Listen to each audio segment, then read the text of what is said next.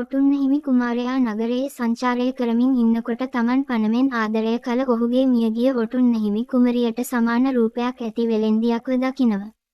ඒත් මේ වෙලෙන්දිය රූපයෙන් මියගිය කිරුලා හිමි කුමරිය වගේ වුණාට ඇයගේ හැසිරීම නම් බොහොම වෙනස්. ඉතින් මෙහෙම හමුවුණු වෙලෙන්දියගේ සහ ඔටුන්න හිමි කුමරුගේ ආත්මය මාරු වෙනවා. හිතන්නකො සැපට හැදුණු රජකුමාරයා එකපාරටම සාමාන්‍ය වෙලෙන්දියකගේ ඇඟට ගියාම වෙන දේ.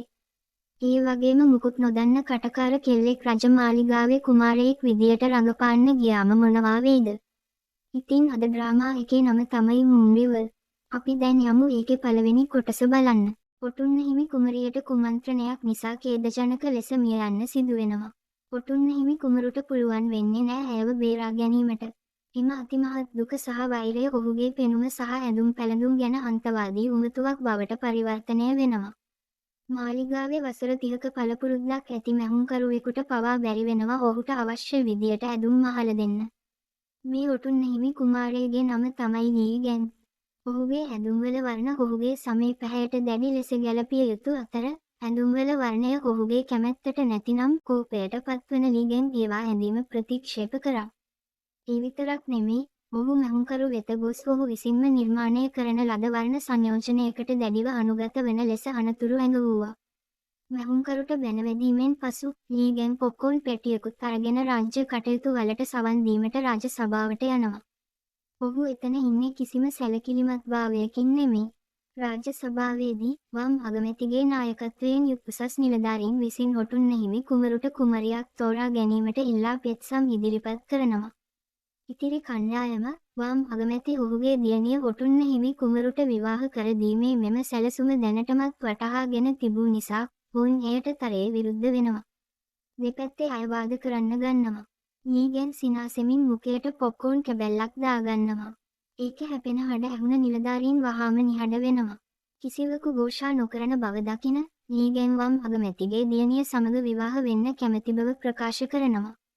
සමස්ත රාජ සභාව ඔහුගේ අතේ බව උපකල්පනය කරන වම් අගමැති අතිශයින්ම සතුටට පත් වෙනවා.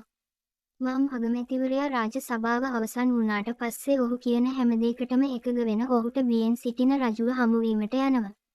ඔටුන්න හිමි කුමරු තම දියණිය සමග විවාහ වීමට යන බව වාර්තා කරනවා. වම් අගමැතිගේ අරමුණ තම දියණිය විවාහ කර දීම නොව ඔටුන්න හිමි කුමරු මගින් රජුගේ ශ්‍රේෂ්ඨ මුණුබුරා උපදවා ගැනීම බවත් පසුව ඔටුන්න කුමරු මරා දමා තමාගේම ලේ උරුමකරුවෙකු සිංහාසනයට ගෙන ඒම බවත් රජතුමා වටහා ගන්නව. ලීගැන්ගේ නොසැලකිලිමත් සහ සෙල්ලක්කාර පෙනුම ඇත්තෙන්ම වෙස්මුණක් පමණයි. ඔහුට වරක් ගැඹුරු ආදරයක් තිබුණා ඔටුන්න හිමි කුමරිය සමග. නමුත් ඇයට රැජින ඝාතනය කිරීමේ චෝදනා එල්ල වූ අතර ඇයට මරණ දණ්ඩනය නියම වුණා. නමුත් ඇය දඩුවම ලබා දෙන්න කලින් වතුරට පැනල ජීවිතය නැති කරගත්තා. ලීගැන් ඇය රැජින ඝාතනය කිරීමට සම්බන්ධ බව කිසි විටක විශ්වාස කළේ නැහැ. වෙනත් කෙනෙකු විසින් සිදු කළ වරදට ඔටුන්න හිමි කුමරිය අසු වී ඇති බවත් ඇයගේ නිර්දෝෂීභාවය ඔප්පු කරන ලෙසටත් ඔහු තම පියාණන් ඉදිරියේ වැදවැටි අයදුවා. කෙසේ වෙතත් රජතුමා ලීගැන්ට පැවසුවේ ඔටුන්න හිමි කුමරියගේ මරණය ඔහුගේම නියෝගය මත සිදු වූ බවයි. රැජින ඝාතන චෝදනාවේදී සියලු සාක්ෂි ඔටුන්න හිමි කුමරු සහ ඔටුන්න හිමි කුමරිය දෙසට යොමු වූ අතර ඔටුන්න හිමි කුමරු ජීවත්ව තබා ගැනීමේ එකම මාර්ගය වූයේ ඔටුන්න හිමි කුමරිය තනිවම සියලු චෝදනා බාර ගැනීමයි.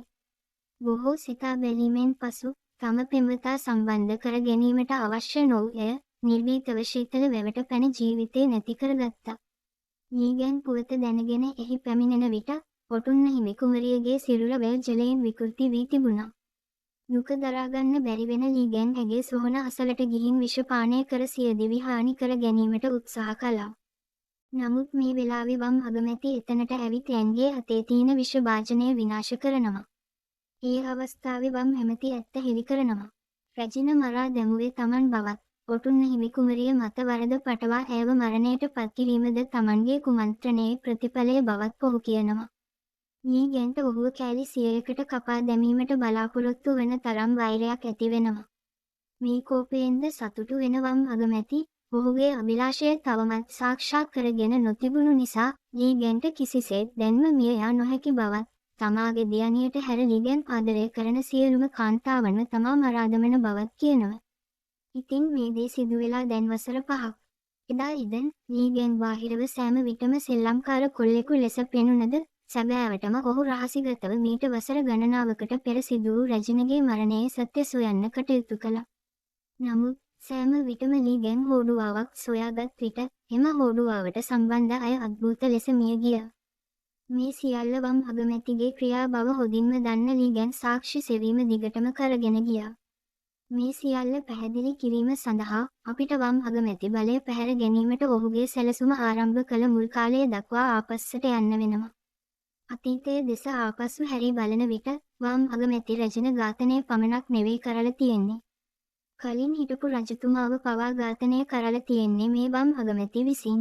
ඔහු මේ ඝාතන සඳහා සුවිශේෂී විෂ වර්ගයක් භාවිත කරනවා. සාමාන්‍ය විෂ ශරීරගත වෙලා මිය ගියාම ඇතිවන ලක්ෂණ මොහු මේ භාවිතා කරන විෂෙන් ඇති වෙන්නේ නැහැ. ඒ වගේම මේ විෂට පාටක්, ගඳක්, සුවඳක් හෝ රසක් නැහැ. ලීගෙන් තමාගේ මුණ තවත් ලස්සන කරගන්න රටේ ඉන්න හොඳම කටුචිකිත්සක වෛද්‍යවරයා සොයා ගැනීමට අවශ්‍ය බව කියලා වෛද්‍යවරුන්ව කැඳවනවා. නමුත් ඔහු සැබෑවටම කරන්නේ වෛද්‍යවරුන්ගෙන් මෙම වර්ණ රහිත, සුවඳ රහිත විෂ ගැන අහන එක. අවසානයේ ඔහු වෛද්‍යවරයෙකුගෙන් දැනගන්නවා චීනයේ ජෙන් නම් කුරුල්ලෙක් සිටින බවත්, එම කුරුල්ලාගෙන් ලබා ගන්නා විෂ නිසා ඇතිවන ලක්ෂණ ලීගෙන් විස්තර කළ දෙයට අතිශයින් සමාන බවත්. මේ දේවල් හොයන්න මාලිගාවෙන් පිටතට ගියොත් වම් අගමැතිට සැක හිතෙන නිසා ලීගෙන් වෙනුවෙන් පිටත තොරතුරු විමර්ශනය කරන්නේ ඔහුගේ සහෝදරය වන ලී උන්. ලී උන් ලීගෙන්ගේම සහෝදරය නෙමෙයි. ඔහු හිටපු රජතුමාගේ පුතණුවන්. ඒ කියන්නේ ලීගෙන්ගේ පියාගේ සහෝදරයගේ පුතා තමයි ලී උන්. හිටපු රජතුමාව මරා දැම්මෙත් මේ වම් අගමැති නිසා ලී උන්ටත් වම් අගමැති සමග නොබිඳිය හැකි වෛරයක් තිබුණා. මේ අතරතුර දුරස්ථ ග්‍රාමීය ප්‍රදේශයක දලි නම් සංචාරක ගැහැණු වෙළෙන්දියකට නිලධාරී හෝ විසින් නිවසට ආරාධනා කරනවා. නිලධාරී හෝගේ 15 හැවිරිදි දියණිය අගනුවර හණයන්හි කිම් නම් වංශාධිපති පවුලකට විවාහ කිරීමට පොරොන්දු වී සිටියා. නමුත් විවාහය පැවැත්වීමට පෙර කිම් පවුලේ පුතා හදිසියේ මිය ගියා. ඒ නිසා ඔවුන් නිලධාරී හෝගේ දියණිය ඇගේ ස්වාමි පුරුෂයා සමග ජීවත්ව වැළලීම සිදු කරා. නිලධාරී හෝගේ හදවත කනස්සල්ලෙන් දැවුණා. නමුත් ඔහු නිලධාරියෙක් වුණත් ඔහුගේ බලය ඉතා අඩු නිසා ඔහුට තම දියණිය ආපසු ගෙන ඒමට නොහැකි වුණා. දලි තරුණිය වෙළෙන්දියක් නිසා ඇගේ අනන්‍යතාවය භාවිතා කර තම දියණියට පණිවුඩයක් යැවීමට තමයි ඔහුට අවශ්‍ය වුණේ. නමුත් ඇය පලා ගිය වහලෙකු වූ බැවින් කිසිසේත්ම හණයන් වෙත නොයන ලෙස ඇයට අනතුරු ඇඳවීම් කරලයි තිබුණේ. ඇයව එහිදී හඳුනාගත්තහොත් ප්‍රතිවිපාක අතිශයින් කරපතල වෙන්න පුළුවන්. තමාටම කරදරයක් කර ගැනීමට අවශ්‍ය නොවූ දලි නිලධාරී හෝගේ යෝජනාව ප්‍රතික්ෂේප කරනවා. කෙසේ වෙතත් කමාන්ඩර් හෝ විධිනියන් එකක් එළියට ගත්තම දලිට මේ හැමදේම අමතක වෙනවා. එහිට ගියාම කාටවත් නොපෙනෙන ලෙස හිටියනම් හරි කියලා හිතන දලි හණයන් වෙත යාමට පිටත් වෙනවා. දලි හණයන් වලට පා තැබූ වහාම විනෝද චාරිකාවක් සඳහා මාලිගාවෙන් රහසිගතව පිටතට ආපු ඔටුන්නහිමි කුමරු ඇව දකිනවා. දල්ගේ රූපය ඔටුන්නහිමි කුමරියට ඉතා සමාන බව දුටුගෙන් ඇය පසුපස හඹා යනවා. මේ තමාව ආපසුගෙන ඒමට පැමිණි වහල් හිමියා කියලා සිතන දලි වීතියෙන් පලා යනවා. මෙහෙම පැනල දුවන දලී එතන තිබුණ හරිතාගාර නිවසකට ඇතුළු වෙනවා. එතන ලීඋන් ඔටුන්නහිමි කුමරුගෙන් ලබාගත් අමුතු ඔරලෝසුවකුත් පතේ තියාගෙන ගසක් උඩ වාඩි වෙලා ඉන්නවා. නමුත් දලී ඔහුව දකින්නේ නැහැ. ඇය පිරිමියෙක් ලෙස විස්මාරු කර ගැනීමට ඇදුම් ගැලවීමට සූදානම් වෙනවා. මේක දැකපු ලීඋන්ට ඇයට තමා මෙතන සිටින බව කියන්නේ කොහොමද කියලා තේරෙන්නේ නැහැ. හදිසියෙම ඔහුගේ අතේ තිබෙන ඔරලෝසුව නාද වෙනවා. ගසේ යමෙකු සිටින බව දැනගත් දලී හයෙන් කෑ ගහනවා. දෙදෙනාම බයේ කෑ ගහද්දී ලීඋන්ගේ අතේ තිබ්බ ඔරලෝසුව අතහැරෙනවා. ඔරලෝසුව දලීගේ ඔළුවට වැටිලා කැඩිලා යනවා වගේම මේ නිසා දලීවත් කලන්තේ හැදිලා වැටෙනවා. ඇහැරුණාට පස්සේ හානිය සඳහා වගකිව යුතු බවට බිය වූ දලි පැන යාමට උත්සාහ කරනවා. නමුත් ලීඋන් ඇයට යාමට ඉඩ දෙන්නේ නැහැ. කෙසේ වෙතත් ඔටුන්නහිමි කුමරු හමුවීමට යාමට තිබූ නිසා දලි සමග වාද කිරීමට ඔහුට කාලය තිබුණේ නැහැ. ඒ නිසා ඔහු තම සේවකයන්ට తాවකාලිකව ඇයව ආරක්ෂා කර නිවසෙන් අඩියක්වත් පිටතට යාමට ඉඩ නොදෙන ලෙස නියෝග කරනවා. මෙහිදී තවත් බියට පත්වන ඇය කෝටසන් කෙනෙක්ගේ ඇඳුම් සොරකම් කර කෝටසන්වරයෙකු ලෙස වෙස්වලාගෙන පැන යාමට වහලේ මතට නැගිනවා. මේක දකින සේවකයන් ඇයව හබා එනවා. ඔවුන්ගෙන් බේරීම සඳහා ඇය වහලෙන් පහළට පනිනවා. නමුත් ඇයව බිමට වැටී තුවාල වුණේ නැහැ. ඒ වෙනුවට උණුසුම් හා සුව පහසු වැළඳීමක් ඇයට ලැබුණා. නීගැන් තම අතට වැටුණු දැරියගේ මුහුණ පැහැදිලිව දුටු විට ඔහුට මෙය ඇත්තක්ද සිහිනයක්ද කියලා විශ්වාස කරගන්න බැරි වුණා. ඇයගේ පෙනුම ඔහුගේ මියගිය ඔටුන්නහිමි කුමරියට හරියටම සමාන වුණා. නීගැන්ට ඔහුගේ ඇස් ඉදිරියේහි සිදුවන දේ විශ්වාස කළ නොහැකි වුණා. ඔටුන්නහිමි කුමරිය රජුගේ නියෝගය ලබාගෙන වැවට පැන මිය යාමට තීරණය කරනවා. ඇගේ ප්‍රධාන පාලිකාව වැව්දාරයට පැමිණෙන විට ඔටුන්නහිමි කුමරිය දැනටමත් ජලයේ ගැඹුරට ගිලී ගොස් තිබුණා. හදිසියේ වැව පතුලෙන් දිලිසීමක් පෙනෙන්න ගන්නවා. පාලිකාව සහ සිහිසුන්ව සිටින ඔටුන්නහිමි කුමරිය හදිසියේම ඉරනම් දේවතාවගේ නිවසට ඇදිලා යනවා. ඉරනම් දේවතාවා ඔටුන්නහිමි කුමරිය සහ ලීගැන් අතර තිබෙන රතු තන්තුව කපා දමනවා. ඔටුන්නහිමි කුමරියගේ අනන්‍යතාවය සඟවා ඔවුන් දෙදෙනා නැවත හමුවීම වැළැක්වීම ඇය දිගටම ජීවත්ව සිටීමේ එකම මාර්ගය බව ඔහු පාලිකාවට කියනවා. ඉන්පසු ඔවුන් දෙදෙනාව අමුතු කුඩා නගරයකට රැගෙන යනවා.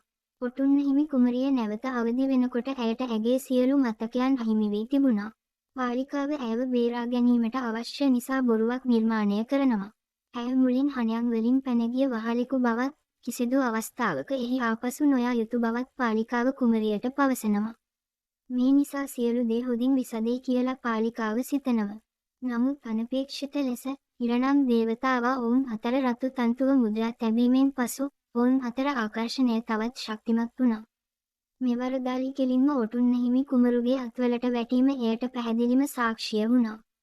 ඉතින් මේ දාලි කියන්නේ ලීගැන් පණමෙන් ආදරය කරපු ඔටුන්නහිමි කුමරියම තමයි.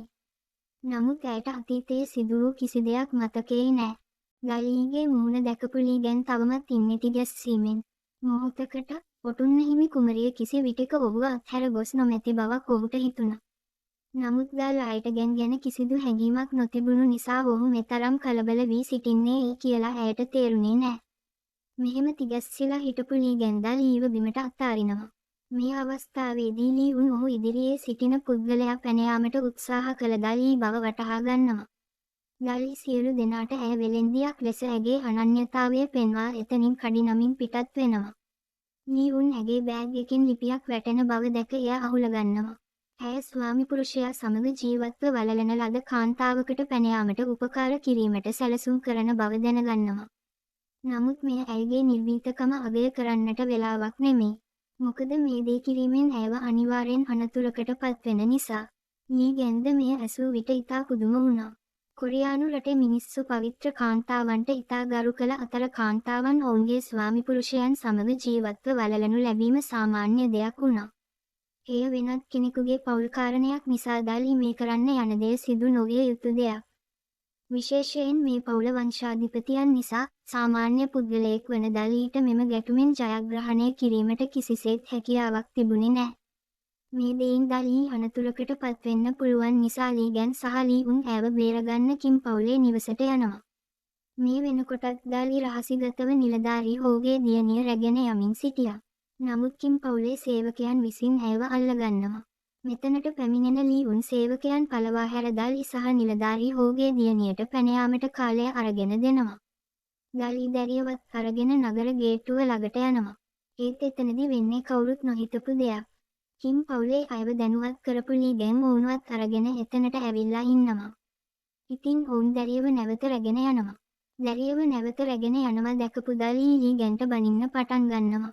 කිම් පවුල වඩාත් පිළිකුල්ජනක බවත් මිනිස් ජීවිත තනකොළ මෙන් සැලකීම සිදු නොකළ යුතු බවත් ඇය කියනවා. ඒ වගේම දැරියකගේ කන්‍යාභාවය පවුලක උතුම් බව ඔප්පු කිරීමේ මෙවලමක් වීම සිදු නොවිය යුතු දෙයක් බවත් ඇය කියනවා. දාල්ගේ මෙම වචන නිසා ලීගැන්ට ඔටුන්නහිමි කුමරියව මතක් වෙනවා. මොකද ඔටුන්නහිමි කුමරියද මේ හා සමාන දේවල් පවසලා තියෙනවා. ඔහුට හදිසියෙම සිතෙන්නේ දාලි කියන්නේ ඔටුන්නහිමි කුමරිය විය හැකි බවයි. ලීගැන් ඇයගෙන් ඔහු සහ ඔටුන්නහිමි කුමරිය පමණක් දන්නා ප්‍රශ්නයක් අහනවා. ඔබ වැටෙන මල් පෙත්තක් අල්ලාගත්තොත් මොනවා වෙයිද? දාලිට ඔටුන්නහිමි කුමරු මේ අහන්නේ මොනවාද කියලා තේරෙන්නේ නැහැ. මෙච්චර දේවල් වෙලා තියද්දිත් මේ වගේ පොඩි දේවල් අහන නිසා ඇය පිළිතුරු දීම ප්‍රතික්ෂේප කරනවා. ඉතින් මේ වෙලාවේ ඇය ඔහුගේ ප්‍රශ්නයට පිළිතුරු දිය යුත්තේ යන කොන්දේසියට යටත්ව දාලිට නිලධාරී ඔහුගේ දියණිය බේරා ගැනීමට උදව් කිරීමට ලීගැන් ඉදිරිපත් වෙනවා. ලී ගැන්කින් පවුලේ නිවසට ගොස් කිසිවෙකුට නොදැනෙන ලෙස නිලධාරී හෝගේ දියණිය රැගෙන ඒමට උත්සාහ කරනවා. නමුත් ඔවුන්ගේ ශබ්දය සේවකයන්ට ඇසෙන නිසා ඒ වැඩේ හරියන්නේ නෑ. මේ නිසා කිම් පවුලේ ප්‍රධානියාව අත්අඩංගුවට ගන්න ඔහු නිලධාරී හෝගේ දියණියව එතනින් පිටත් කරනවා. නමුත් කිම් පවුලට මේ නිසා අපකීර්තියක් සිදු වුණා. කිම් පවුලේ සේවකයන් දලී ගැන වෛරයක් ඇති කරගත්තා. නමුත් ඉස්සරහට වෙන්න පුළුවන් අනතුර ගැන දලීට කිසිම හැඟීමක් තිබ්බේ නෑ. ලී ගැන්ගේ උදව්වට ස්තුති කරන ඇය ලී ගැන්ගේ ප්‍රශ්නයට පිළිතුරක් සිතුවත් ඇයට කිසිවක් මතක් වෙන්නේ නෑ. ඉතින් මේ නිසා ලී ගැන්ගේ අපේක්ෂාවන් නැවතත් සුණු වෙලා යනවා. දලී ඔටුන්නහිමි කුමරිය නොවන බව ඔහුට පිළිගැනීමට සිදු වූ අතර දලී ඔහුගේ හදවතේ පුද්ගලයා නොවන බැවින් ඔවුන් අතර තවදුරටත් කිසිදු සම්බන්ධයක් අවශ්‍ය නෑ කියලා ඔහුට හිතෙනවා.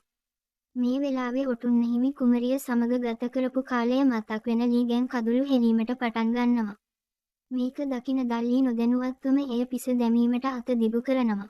ඇයට ඔහුගේ හදවතේ දුකට විසඳුමක් ලබා දිය නොහැකිවද දලී ඔහුට උණුසුම් සුප් බඳුනක් මිලදී ගැනීමට ඉදිරිපත් වෙනවා. දලීගේ හැසිරීමේ විලාසය අනුව ලී ගැන්ට පැහැදිලිවම තේරෙනවා දලී ඔටුන්නහිමි කුමරිය විය නොහැකි බව. නමුත් ඔටුන්නහිමි කුමරියට සමාන මේ මුහුණ දැක්කම ඔහුට ප්‍රතික්ෂේප කිරීමට හැඟුණේ නෑ. එය හුදෙක් සිහිනයක් වුවත් එය තමාම රවටා ගැනීම පමණක් වුවත් මෙම හුරුපුරුදු මුහුණ දිහා තව ටිකක් බලා සිටීමට ඔහුට අවශ්‍ය වුණා. ඔවුන් දෙදෙනා සුප් ආහාරයට ගැනීමට යමින් සිටියදී ඇයව හදාගත් දෙමාපියන් එතනට එනවා. දලී හනයන් යන බව දැනගත් ඔවුන් ඇයව සොයාගෙන ඇය පසුපස ඇවිල්ලා. දලී දැනගෙන හිටියා ඇයව හදාගත් දෙමාපියන් මාලිගාවෙන් පැනගිය පාලිකාවක් සහ නපුංසකයෙක් බව. ඉතින් ඔවුන්ගේ මුහුණ කවුරුන් හෝ අඳුරගත්තොත් අනතුරක් සිදුවිය හැකි නිසා ඇය ලී ගැන් හමුවීමට හෙට පැමිණෙන්නම් කියලා පොරොන්දු වෙලා දෙමාපියන්ව නිවසකට රැගෙන යනවා. ඊළඟ දවසේ දලී එකඟ වූ පරිදි ලී ගැන් හම්බෙන්න යමින් ඉද්දි කිම් පවුලේ සේවකයෙක් හිතාමතාම ඇගේ හැප්පිලා ඇයගේ බෑගයට යමක් දානවා. නමුත් දලීට ඒක තේරෙන්නේ නෑ. වසුව ඇයව සොල්දාදුවන් පිරිසක් විසින් වට කරගන්නවා. කිම් පවුලේ සේවකයන් කියන පරිදි සොල්දාදුවන් ඇයගේ බෑග් එකේ තියෙන දේවල් බිමට හලනවා. එහිදී ඇගේ බෑග් එකේ තිබී සොරකම් කරන ලද භාණ්ඩයක් හොයාගන්නවා. මේක තමයි අර සේවකයේ එවෙලේ බෑග් එකට දාලා තින්නේ. සොරකම් කළ භාණ්ඩ හා සාක්ෂිකරුවන් දෙදෙනාම සමග දලී ආරක්ෂක කාර්යාලයට රැගෙන යනවා. කාරණය පැහැදිලි බව දුටු ආරක්ෂක නිලධාරියා දලීට ඇගේ අපරාධය පාපොච්චාරණය කරන ලෙස පවසනවා. දලී පැහැදිලි කරමින් සිටියද නිලධාරියා ඇය නොසලකා හරිමින් ඔහුගේ යටත්වැසියන්ට කියලා දල්ව ගැට ගසනවා. ඒ වගේම දඩුවම ලෙස ඇයගේ කකුල් දෙකම කපා දැමීමට නියෝග කරනවා. මේ තීරණාත්මක මොහොතේ ගැන්දොර බිඳ දමා ඇතුළට පැමිණෙනවා. දල්ව ගැට ගහපු පාපිස්ස දැක්කාම ඔටුන්නහිමි කුමරියගේ දේහය ආවරණය කරලා තිබුණු විදිය ඔහුට මතක් වෙනවා. පෙර වතාවේදී ඔටුන්නහිමි කුමරියව බේරා ගැනීමට ඔහුට අවස්ථාවක් තිබුණේ නැහැ. නමුත් දල්ව කෙසේ හෝ බේරගන්නව කියලා ඔහු හිතුවා. යන් හැමෝම ඉදිරියේ දලී වෙත අත දිගු කළේ ඔහුගේ මියගිය බිරිඳ හා සමාන මුහුණ දෙස බලමින්. ලී ගැන් පසුබට නොවූ අතර ඇයගේ අත අල්ලාගෙන ඇයවත් රැගෙන පිටතට ගියා. නගරයේ පිටත කොටසට පැමිණි විට දලී කෑගසමින් ආපසු යන්නට ඉල්ලා සිටියා. මොකද ලී ගැන්ව මෙයට සම්බන්ධ කරගන්න ඇයට ඕන වුණේ නෑ. ලී ගැන් කෝපයෙන් දලීට බැන වැදිනවා. ඇයට ඔටුන්නහිමි කුමරියට සමාන මුහුණක් තිබෙන නිසා මෙතරම් බය සහගත හා පහත් ලෙස හැසිරෙන්න එපා කියලා ඔහු කියනවා. ඒ වගේම ඔහු කියනව මේ මුහුණ මට නැවත කිසි දිනක දකින්න ඉඩ තියන්න එපා කියලා. ඒ වගේම වහාම හණයන් වලින් පිටවෙන්න කියලා නියෝග කරනවා. දලී ආපසු යාමට පිටත් වෙනවා. මේ අවස්ථාවේදී ලී උන් පෙනී සිටි අතර දලීට බොරු චෝදනා කළ පුද්ගලයා අල්ලාගත් බවත් දැන් සියල්ල විසදා ඇති බවත් ඔහු කියනවා. දලීට සතුටක් දැනුණත් ඒක වැඩි වෙලා තියෙන්නේ නැහැ. ඇය ඔහුගේ ඔරලෝසුව බිඳ දැමූ නිසා ගිවිසුමක් අත්සන් කිරීමට ලී උන් විසින් ඇයව රැගෙන යනවා. ඇයට තාවකාලිකව ලී උන්ගේ සියලු නියෝග පිළිපැදීමට බල කෙරුණා. වෙනත් විකල්පයක් නොමැති නිසා දලීට එයට එකඟ වීමට සිදු වුණා. ලී උන් ගියාට පස්සේ දලී කලින් ලී ගැන් ඇයට බැන වැදුණු විදිය නැවත මතක් කරනවා. ඔහු ඇය වැනි පහත් සාමාන්‍ය කෙනෙකුට හණයන් හැර යන ලෙස පැවසූ විට ඇය ගැන්ට නරක පුද්ගලයෙකු කියා ශාප කළා. නමුත් ලී ගැන් හිතාමතාම ඇයට බැන වැදුනේ ඔවුන් දෙදෙනා අතර සම්බන්ධයක් ඇති වුවහොත් ඒ නිසා ඇයගේ ජීවිතයට හානියක් විය හැකි බව දන්න නිසයි. ඊළඟ දවසේ ලී උන් තම පෙම්වතිය වන ගූෂි හමුවීමට පන්සලට යනවා. එදා ඔහු දැනගන්නවා ගූෂි කියන්නේ වම් අගමැතිගේ දියණිය කියලා. ලී උන්ට තමන්ගේ සතුරාගේ දියණිය සමග ආදරයෙන් සිටින බව විශ්වාස කළ නොහැකි වෙනවා. ඉරණම මෙතරම් විහිළු කරන බව පැවසීම හැරුණු විට ඔහුට වෙනත් දෙයක් කළ නොහැකි වෙනවා. ගූෂි ලී උන්ට ඉරණමට දොස් පැවරීම ගැන බැනවදිනවා. ඔබ බලා සිටින්නේ තමන් ඔබේ සහෝදරයාගේ බිරිඳ බවට පත්වෙනකන්ද කියලා ඇය අහනවා.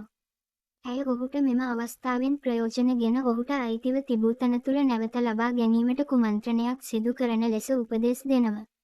මෙය ප්‍රතික්ෂේප කරන ලී උන් ඇයව හැරදාල එතනින් පිටත් වෙනවා. පිස්තෝලයක් අඩංගු පෙට්ටිය විවෘත කරන ගූෂි තමන් ඔටුන්නහිමි කුමරු හමුවීමට කැමති බව වම් අගමැති වෙත දන්වනවා. ඔහුගේ දියණිය අදහස වෙනස් කර ඇති බව ඇසූ විට සතුටු වෙන වම් අගමැති පන්සලට ගොස් ඇයව පිළිගන්නා ලෙස ඔටුන්නහිමි කුමරුට පවසනවා. එසේම ඔහු මෙතනදී කියනවා පෙරදින කාන්තා වෙලෙන්දියක් බේරා ගැනීම ගැන ඔහු දන්නා බව. ඔහු ලීගෙන්ට අනතුරු අගවනවා ඔහුගේ උපදෙස අමතක නොකරන ලෙස. ඔහුගේ දියණිය හැර ඔහු කැමති ඕනෑම කාන්තාවක් මරා දමනව කියලා කියපු මේ උපදෙස නිසා ලීගෙන්ට පන්සලට යාමට එකඟ වීම හැර වෙනත් විකල්පයක් නැති වෙනවා. ලීගෙන්ට තම ආරක්ෂකයින් සමග පන්සලට යන මාර්ගයේදී අනපේක්ෂිත ලෙස දල්ලීව හමු වෙනවා. ඇයත් මේ වෙනකොට පන්සලට යමින් තමයි හිටියේ. ඒකට හේතුව තමයි ඊයේ ගූෂි සමග වෙන්වීමෙන් පසු ලී උන් සමුගැනීමේ ලිපියක් ලියලා තියෙනවා.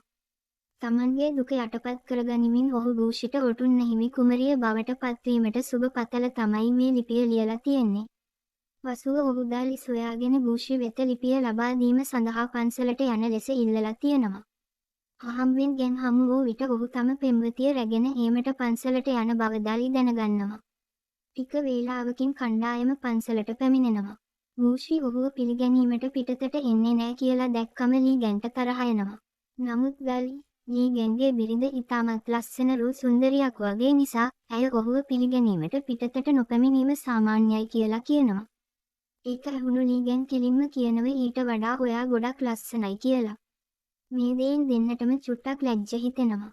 ඒ නිසා ලීගෙන් ඉක්මනින් ගූෂි හමුවීමට යනවා. අහංකාර විදියට කටයුතු කරන ගූෂි පැයකින් කඳු මුදුනේ ලීගෙන් හමුවීමට පැමිණෙන්නම් කියලා කියනවා. එතනදී ලීගෙන් ඇයගෙන් ඇය හොඳ පුද්ගලයෙක්ද කියලා අහනවා. ගූෂි පිළිතුරු දුන්නේ ඇය නරක පුද්ගලයෙකු වීම වාසනාවක් බවයි. මෙය ඇසූ ලීගෙන් එතනින් පිටත් වෙලා යනවා. ගෙන් පිටත් වූ පසු දල්ලි ගූෂි වෙත ලිපිය ලබා දෙනවා. ඇයගේ පෙම්වතා ඇයව අත්හැරීමට යවූ ලිපිය කියවන ගූෂිගේ ඇස් රතු පාටට හැරෙනවා. ඇය දල් අයට වහාම කන්දෙන් බසින ලෙස පවසනවා. ඒ ලිපිය ලබා දීම සඳහා ගෙවීම ලෙස සලකන්න කියලා ඇය කියනවා. සිදුවන්නේ කුමක්දයි නොතේරුණ දලී කන්ද බැසීමට පටන් ගන්නවා. දලී කන්ද බැසෙමින් සිටියත් ඇගේ ඊර්ෂ්‍යාව නම් ටික ටික ඉහළ නගිමින් තමයි තිබුණේ. ලීගෙන් හමුවීමට ඇය නැවත කදුමුදුනට පැමිණෙනවා. ඇය දකිනවා ඔහු ඒ වන විටත් ගූෂි සමග කතා කරමින් සිටින බව. ඉන්පසු ඇය තමා නැවත කිසිදා හණයන් වෙත නොපැමිණෙන බව පැවසුව කියලා ලීගෙන්ට කියන්න කියලා ඔහුගේ ආරක්ෂකයට කියලා එතනින් පිට වෙලා එනවා. මේ අතරතුර ගූෂි ඇයට ගැන කිසිම ප්‍රේමාන්විත හැඟීමක් නොමැති බවත් ඇය මෙම විවාහය ප්‍රතික්ෂේප කරන බවත් කියනවා. තම පියාගේ මෙවලමක් වීමට තමා අකමැති බව කියන ඇය ඔහුට සාමකාමී සදාකාලික නින්දක් ප්‍රාර්ථනා කරමින් එතනින් පිටවීමට සූදානම් වෙනවා. ගෙන් ගූෂිගේ වචනවල සැඟවුණු අර්ථය වටහා ගත්තේ නැහැ. මේ අතරතුර කළු ඇදගත් පිරිසක් ඔහුගේ ආරක්ෂකයින්ගේ ආහාරවලට විස එක් කර ඔවුන් දුර්වල වූ පසු ඔවුන්ව ම්ලේච්ඡ ලෙස ඝාතනය කරනවා. කළු ඇඳුම් ඇදගත් පිරිස විසින් ගෙන් ගූෂි සහ ගෙන්ගේ ප්‍රධාන ආරක්ෂකයා සිටින තැනත් වට කරනවා. එහිදී ගූෂිව පන්සලේ කාමරයක සගවන ලී ගෙන් නැවත පැමිණ මේ කළු ඇදගත් පිරිස සමග සටන් කරනවා. ගෙන් පිටත් වූ වහාම කළු ඇඳුම් ඇති මිනිසුන්ගෙන් කෙනෙක් පන්සල් දොර විවෘත කර ගූෂිව ගෞරවාන්විත ලෙස එළියට ගන්නවා. ගෙන් සහ ඔහුගේ ආරක්ෂකයා සටන් කරමින් සංඝයාගිනි කුළුණ වෙත ගිහින් උදව් ලබා ගැනීම සඳහා ඒවා දල්වනවා. නමුත් කළු ඇදගත් මිනිස්සුන් මේ වෙනකොට එතනටත් ඇවිල්ලා. මේ නිසා ඔවුන් දෙදෙනාට තනිව සටන් කිරීමට සිදු වෙනවා. විශාල සටනකින් පසු ඔවුන් දෙදෙනා අවසානයේ සියලුම ඝාතකයින් මරා දමනවා. නමුත් තුවාල වී බිම වැටිලා හිටපු එක ඝාතකයෙක් නැවත ගැන්ට පහර දෙන්න උත්සාහ කරනවා. මේක වළක්ව ගන්න ඔහුගේ ආරක්ෂකය මැද්දට පනිනවා.